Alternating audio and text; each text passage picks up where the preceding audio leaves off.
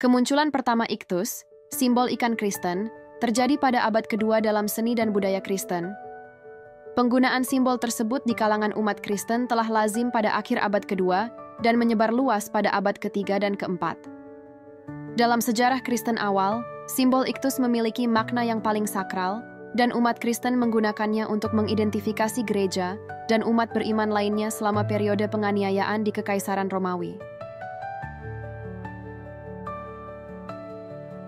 Awalnya digunakan sebagai tanda rahasia pada masa ketika orang-orang Kristen dianiaya oleh penguasa Romawi, ikan melambangkan misi kelompok yang diwakilinya dan melakukannya dengan sederhana dan mudah dikenali. J. Healy menulis di dalam bukunya, namun, perlu diingat bahwa ikan, khususnya pada masa-masa awal itu, merupakan simbol Kristen yang memiliki makna yang paling sakral. Nama iktus, yang merupakan kata Yunani untuk ikan, dan ikan itu sendiri, sering muncul di antara simbol-simbol suci umat Kristen awal di katakomba.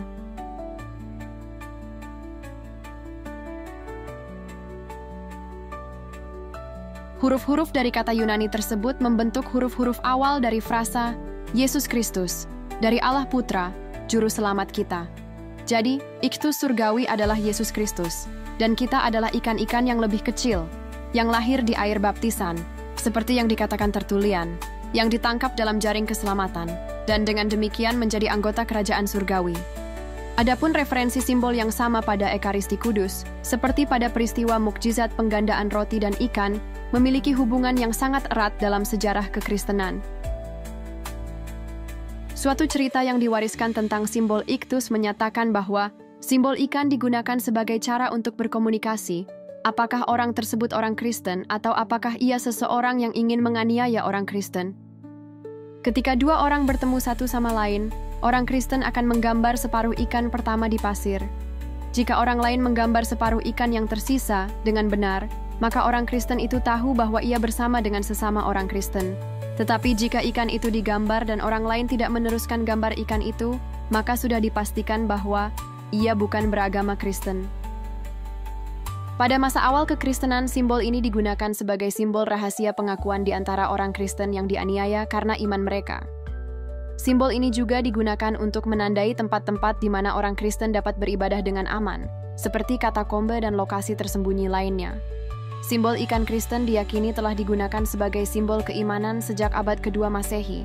Simbol ini digunakan oleh umat Kristen awal untuk menandakan keimanan mereka kepada Yesus Kristus dan komitmen mereka untuk mengikuti ajaran-ajarannya.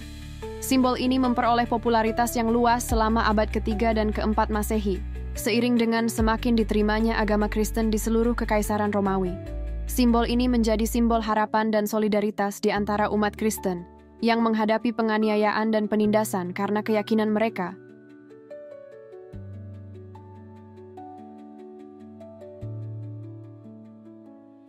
Meskipun simbol ikan Kristen tetap menjadi aspek penting dalam sejarah dan teologi Kristen, simbol ini juga telah diadopsi di zaman modern oleh berbagai kelompok dan organisasi sebagai representasi iman mereka. Banyak bisnis dan organisasi Kristen memasukkan simbol tersebut ke dalam logo dan merek mereka sebagai cara untuk mengidentifikasi diri mereka sebagai entitas berbasis Kristen.